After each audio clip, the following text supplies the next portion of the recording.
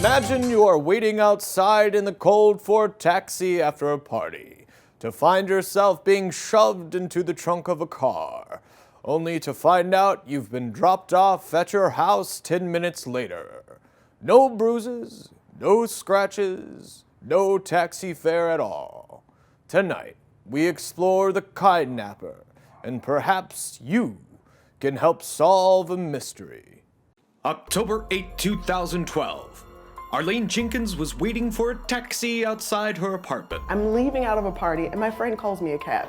And suddenly a man puts a bag over my head and he asks for my address. After I told him, he pushes me into his trunk.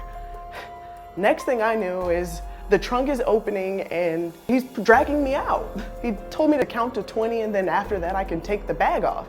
I counted. And when I took it off, I'm standing in front of my apartment. I immediately run upstairs and I called 911.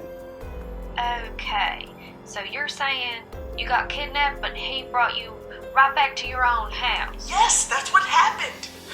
And you ain't hurt or nothing? You know what? I'm not. Well, if there's nothing further, thank you for calling 911 and have a wonderful night. Yeah, it was the strangest thing. We were getting 2-3 calls a night. A victim would get grabbed and thrown in a trunk. The kidnapper, he would ask them for their address, and he would take them home. This individual has clearly been through a lot of trauma in his life, though it's not enough to drive him to kill. It's equal parts scary and violent, but also pretty sweet. It's very kind of him to do. I'd take a free ride.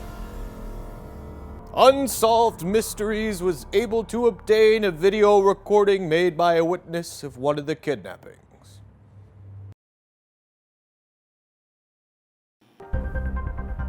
A year later, the kidnappings stopped just as suddenly as they started. With no new incidents and no new evidence, the trail has gone cold. If you have any information regarding this strange string of kidnappings, contact our Unsolved Mysteries hotline at 800-UNSOLVED.